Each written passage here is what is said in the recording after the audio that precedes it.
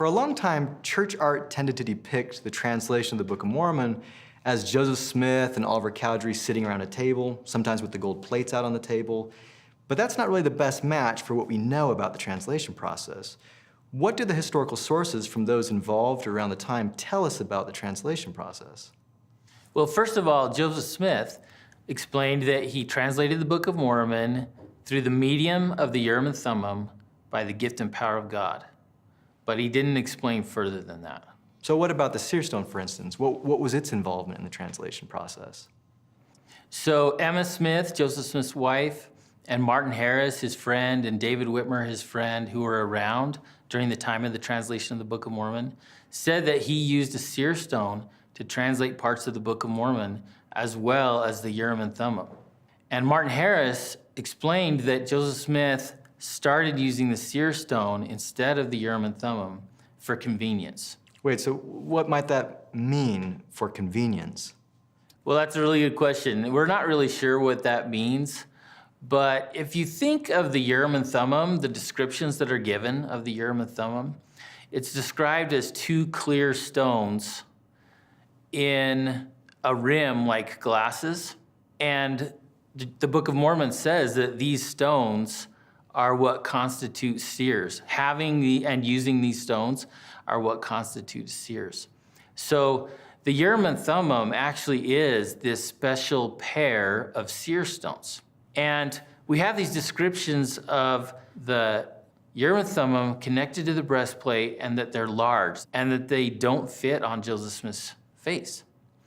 And we even have accounts that he takes the lenses out of the rim and puts them in a hat, which is the way he used a seer stone. So if he uses his own seer stone rather than the Urim and Thummim, he can put the Urim and Thummim and the breastplate away somewhere safe and just use his seer stone. And that's more convenient.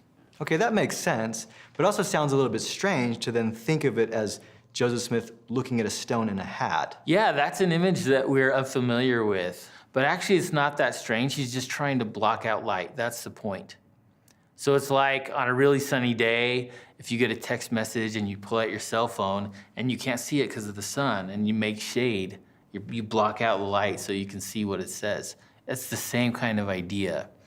So in the stone, he sees the translation in light, and he puts his face in the hat so he can block out light and see what's on the seer stone. Can you make the Book of Mormon translation process visual for me for a moment? If I were an artist and to come to you and say, hey, I want to do a depiction of the translation that's more accurate, how should I make that look? Well, we would actually need two different images. We would need one depiction where Joseph Smith is wearing the breastplate that was connected to the Urim and Thummim, and he's looking through the Urim and Thummim, and he could be looking at the plates. And then we also need the other image where Joseph Smith is with a hat, looking into the hat at a seer stone. The Book of Mormon wasn't just translated in one way. It was translated in different ways at different times. So the seer stone was integral to the translation of the Book of Mormon, but for some people it's still a little bit uncomfortable to think about that seer stone. Why do you think that is?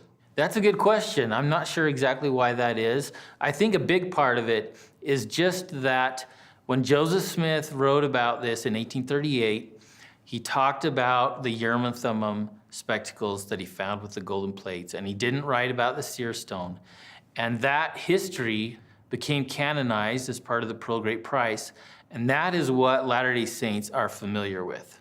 And we have much less familiarity with other sources that talk about a seer stone.